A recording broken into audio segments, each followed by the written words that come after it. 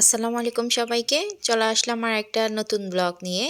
আশা করি আপনারা যে যেখানে আছেন ভালো আছেন, সুস্থ আছেন। আলহামদুলিল্লাহ আমরাও সবাই অনেক ভালো আছি। তো আজকে নতুন আরেকটা ব্লগ শুরু করতে যাচ্ছি। আশা করি আপনাদের ভালো লাগবে। তো গত ব্লগে দেখেছেন আমরা রেস্টুরেন্টে সন্ধ্যাবেলায় খেয়ে এসেছি। সেদিন ছিল শুক্রবার, আজকে হচ্ছে শনিবার। শনিবারে কিন্তু বাচ্চাদের স্কুল বন্ধ।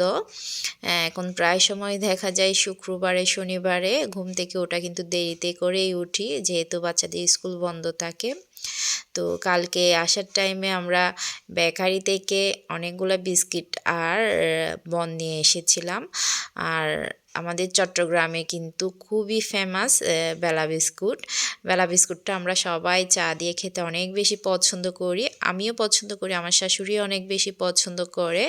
আর আমাদের চট্টগ্রামের বেলা বিস্কুটের কথা তো বলা লাগবে না, মানে সব জেলাতেই মনে হয় চট্টগ্রামের বেলা বিস্কুটটা বিখ্যাত, মানে সবাই অনেক বেশি পছন্দ করে। আর সব জেলাতে কিন্তু এই বেলা বিস্কুটটা সচরাচর পাওয়া যায় কিনা আমি জানি না, তবে অনেকে আমাদের চট্টগ্রাম থেকে নিয়ে যায়। তাই চট্টগ্রামের জন্য এই বেলা বিস্কুটটা অনেক বেশি ফেমাস হয়ে গিয়েছে। তো আজকে সকালে যেহেতু ঘুম থেকে দেরিতে করে উঠেছি, বাসায় তেমন কিছু নেই যে বাচ্চাদেরকে নাস্তা বানিয়ে দিব।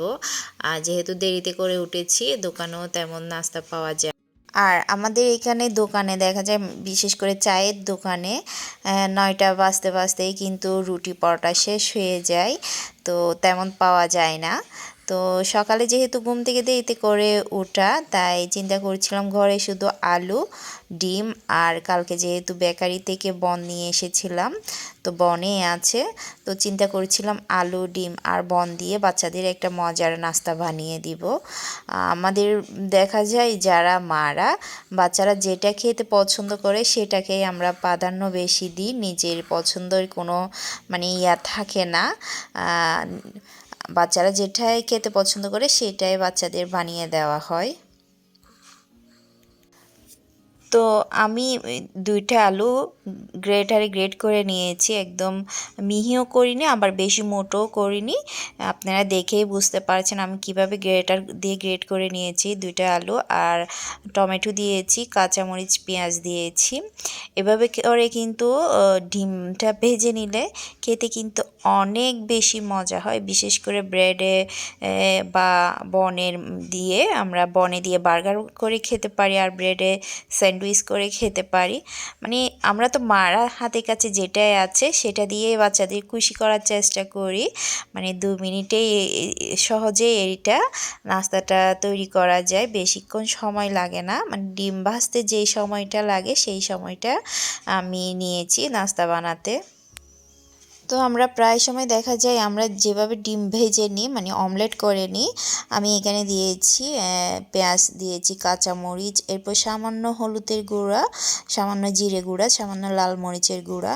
আমি যেহেতু কাঁচামরিচও দিয়েছি, বাচ্চারা বেশি ঝাল খেতে পারবে না, বাচ্চাদের কথা চিন্তা করে আমি একটু ঝাল কম দিয়েছি, মানে কাঁচামরিচটাও কম দিয়েছি, এরপর লাল মরিচের গুঁড়াটাও একটু কম দিয়েছি যাতে বাচ্চারাও খেতে পারবে। এভাবে করে আপনারাও একদিন ট্রাই করতে পারেন, আসলে অনেক বেশি মজা হয় এভাবে করে ডিম ভেজে, মানে আলু গ্রেট করে দিয়ে ডিম ভেজে খেলে অনেক বেশি মজা হয়। আমি প্রায় সময় এভাবে ডিম ভেজে স্যান্ডউইচ করে দিয়ে বাচ্চাদের বার্গার বানিয়ে দিই, বাচ্চারা অনেক বেশি পছন্দ করে। বিশেষ করে যাদের ঘরে ছোট বাচ্চা আছে তারা দেখা যায় একটু পর পর খেতে চায়, ওদের খিদেটা একটু বেশি লাগে। তো খিদে লাগলে তো মাদেরকেই বলবে যে ওদেরকে হালকা পাতলা কিছু বানিয়ে দেওয়ার জন্যে। তো আমি মাঝে মাঝে যখন পাউরুটি থাকে বাসায় বন থাকে, আমি এভাবে করে বাচ্চাদের নাস্তা বানিয়ে দিই, অনেক বেশি পছন্দ করে আমার বাচ্চারা। আর আপনারাও ট্রাই করতে পারেন, একদিন ট্রাই করেন, আসলে অনেক বেশি মজা হয় খেয়ে। আমাকে কমেন্ট করে জানাবেন এভাবে বানিয়ে, আর যারা যারা খেয়েছেন আমাকে কমেন্ট করে জানাতে পারেন। আর আমার বাচ্চারা যেহেতু পছন্দ করে আর আমারও খেয়ে অনেক বেশি ভালো লাগে, তাই আপনাদের সাথে এভাবে সকালের নাস্তাটা শেয়ার করলাম। আসলে আহামরি কিছু না, আর বেশি কিছু লাগে না। সচরাচর আমাদের ঘরে তো ডিম, পাউরুটি এরপর আলু সবার ঘরে থাকে। যদি কিছু না থাকে হাতের কাছে সকালের নাস্তা, আর অনেকে কিন্তু আলসেমি করে সকালের নাস্তাটা তেমন বেশি ভালো বানাতে চায় না, আর মানে হালকা পাতলা নাস্তা খেয়ে থেকে যেতে চায়, তারা কিন্তু এভাবে ট্রাই করতে পারেন। তো স্বাস্থ্যের জন্য অনেক ভালো, বিশেষ করে বাচ্চাদের জন্য, যেহেতু এখানে আলুও দেওয়া থাকে, ডিমও থাকে আর ব্রেডও থাকে, আর পেটও ভরে খেলে।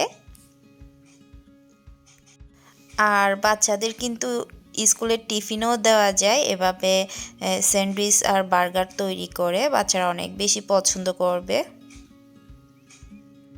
তো এই অমলেটটা বানাতে আমি মাত্র 2টা ডিম দিয়েছি, 2টা গ্রেট করে আলু দিয়েছি। যেহেতু গ্রেট করে আলু দিয়েছি, এটা কিন্তু খুবই লো আছে, ডিমটা অমলেট করে নিতে হবে। যেহেতু আলু দিয়ে অমলেটটা তৈরি করছি, আলু একটু সিদ্ধ হতে একটু টাইম লাগবে। তো আমি অল্প আছে একদম চুলাটা লো করে দিয়ে আমি ফ্রাইং প্যানে ঢাকনাটা দিয়ে দিয়েছি, যাতে আলুটাও ভালো করে সিদ্ধ হয়ে যায়। এরপর আমি উল্টিয়ে দিয়েছি।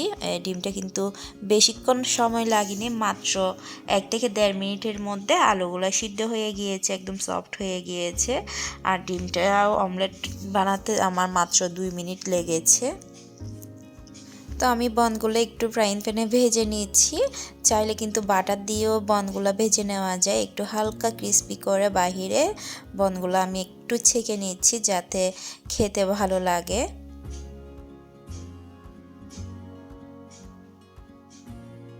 আর বনগুলো যেহেতু কালকে এনেছি, কালকে সন্ধ্যায় এনেছি, একদম ফ্রেশ ছিল, বেকারি থেকে মাত্র বানিয়ে বের করেছি, এরকম ফ্রেশ ছিল।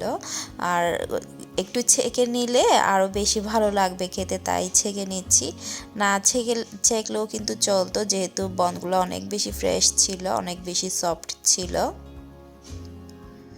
আমার বার্গার বলেন বা স্যান্ডউইচ বলেন, এগুলো যদি ব্রেডগুলো একটু ক্রিস্পি হয় বা এই থেকে, তাহলে খেতে আমার অনেক বেশি ভালো লাগে। আসলে এক একজনের পছন্দ এক এক রকম, আর খাবার দাবারের টেস্টও কিন্তু ভিন্ন রকম থাকে, সবার কিন্তু একরকম টেস্ট থাকে না। আর হয়তো বলতে পারেন আমার ভালো লাগে বলে কি আপনাদের ভালো লাগতে হবে, সেটাও না। আমার ভালো লাগে, এরপর আমার বাচ্চাদের ভালো লাগে, ওরা পছন্দ করে, তাই আপনাদের সাথে শেয়ার করে নিচ্ছি। তো আমি বনগুলো একটু ছেঁকে নিয়েছি, বাহির থেকে একটু ক্রিস্পি করে নিয়েছি। এরপর আমি অমলেটগুলো মাঝখানে দিয়ে দিচ্ছি। খুবই সিম্পলভাবে আজকে সকালের নাস্তাটা বানিয়ে নিচ্ছি, বেশিক্ষণ সময়ও লাগেনি, খেতেও অনেক বেশি মজা হয়, আর বাচ্চারাও অনেক বেশি খুশি হয়, যেহেতু বার্গার বানিয়ে দিচ্ছি। আর সব সময় তো বার্গারের ভেতরের কি বলে, মাংসের পেটি বলেন বা ভেজিটেবলের পেটি বলেন, মানে বার্গারের ভেতরে যে কাবাবটা দেওয়া হয়, সব আমাদের ঘরে তো সব সময় এগুলো থাকে না। তো চাইলে কিন্তু এভাবে অমলেট বানিয়েও বাচ্চাদের বার্গার বানিয়ে দেওয়া যায়। তো আমি মাঝখানে একটু টমেটো সস দিয়ে দিয়েছি, আর যেহেতু অমলেটটা কিন্তু সস দিয়েও খেতে ভালো লাগবে। চাইলে আপনারা মেয়োনিজ দিতে পারেন, আমার বাসায় মেয়োনিজ ছিল না, তাই আমি মাঝখানে একটু টমেটো সস দিয়ে দিচ্ছি। তো আপনারা চাইলে শসা পেঁয়াজ এভাবেও খেতে পারেন মাঝখানে দিয়ে। তো আমার বাচ্চারা কিন্তু পেঁয়াজ, মানে বিশেষ করে কাঁচা পেঁয়াজটা খায় না। আমার আবার অনেক বেশি ভালো লাগে যে কোনো খাবারের সাথে কাঁচা পেঁয়াজটা খেতে। তো বাচ্চারা যেহেতু পছন্দ করে না, ওরা যেভাবেই পছন্দ করে আমি সেভাবে নাস্তাটা তৈরি করে দিচ্ছি বাচ্চাদের। তো আমার বার্গারটা একদম রেডি, বেশিক্ষণ সময় লাগেনি, অমলেট বানাতে 2 মিনিট লেগেছে, বনটা ছেঁকে নিতে 1 মিনিট, মানে 5 মিনিটের মধ্যে নাস্তা, সকালের নাস্তা। অনেক সময় দেখা যায় সকালে ঘুম থেকে উঠে রুটি বেলতে বা পরোটা বেলতে সবজি তৈরি করতে অনেক বেশি সময় লাগে। তো আমি মাঝে মাঝে এভাবে ফাঁকিবাজি বার্গার বলেন এটাকে, বলতে পারেন, আমি এভাবে ফাঁকিবাজি বার্গারটা তৈরি করে দিই, যেহেতু বাচ্চারা পছন্দ করে, তো সময়ও আর বেশিক্ষণ লাগে না, তাই সকালের নাস্তাটা অল্প সময়ে সেরে নিলাম সবাই। আর এদিকে আমার তাওরাত বাবাও উঠে গিয়েছে ঘুম থেকে। ও দেখা যায় সকালে এখন সকাল সকাল ঘুম থেকে উঠে যায়। তো রাত্রে মাশাল্লাহ আমার বাবাটা ঘুমায়, মানে রাত্রে 2-3 বার উঠে। এখন আর বেশি ওকে নিয়ে রাত জাগতে হয় না। আগে দেখা যেত ওকে নিয়ে বেশিক্ষণ রাত জাগতে হতো, রাত্রে একদম কম ঘুমাতো ও। তো এখন 2-3 বার উঠে, যেহেতু ছোটো এখনও। তো এখন দেখা যায় সকাল সকাল উঠে যায়। তো ওকে কোলে নিয়ে আমিও নাস্তাটা করে নিচ্ছি। নুসাইবা আর নুসাইবার আব্বু এখনও ঘুম, ওরা ঘুম থেকে উঠেনি। ওরা উঠলে ওদেরকেও নাস্তাটা দিয়ে দিব। তো দেখতে পেয়েছেন দোহা কিন্তু অনেক বেশি পছন্দ করেছে নাস্তাটা, আর তাসিরও মাশাল্লাহ অনেক বেশি পছন্দ করেছে। তো আপনারাও অল্প সময়ে এভাবে বাচ্চাদের বানিয়ে দিতে পারেন, এভাবে বানিয়ে বাচ্চাদের টিফিনও দিয়ে দিতে পারেন, অনেক বেশি ভালো লাগবে বাচ্চাদেরও। তো আপনাদের আরেকটা রিকোয়েস্ট করছি, যারা এখনও আমার চ্যানেলে নতুন, আমার চ্যানেলটি এখনও সাবস্ক্রাইব করেননি, প্লিজ আমার চ্যানেলটি সাবস্ক্রাইব করে দিবেন। আর আপনাদের যদি আমার ব্লগগুলা ভালো লেগে থাকে, প্লিজ আপনার চ্যানেলটি একটু সাবস্ক্রাইব করে দিবেন। আপনাদের সাপোর্ট না থাকলে আমি সামনে কিন্তু কোনোদিনও এগিয়ে যেতে পারবো না। আমি চাই আপনারা একটু আমাকে সাপোর্ট করুন আর আমার পাশেই থাকুন। আমি চাই আমার চ্যানেলটা আস্তে আস্তে অনেক বড় হোক। তো সেটার জন্য কিন্তু আপনাদের অনেক বেশি প্রয়োজন, মানে সাপোর্টটা অনেক বেশি প্রয়োজন। তো আশা করি আপনারা সবাই আমার অনুরোধটা রাখবেন। আমার আজকের ব্লগ এ পর্যন্ত। কেমন হয়েছে আমাকে কমেন্ট করে জানাবেন। সবাই ভালো থাকবেন, সুস্থ থাকবেন। আসসালামু আলাইকুম, আল্লাহ হাফেজ।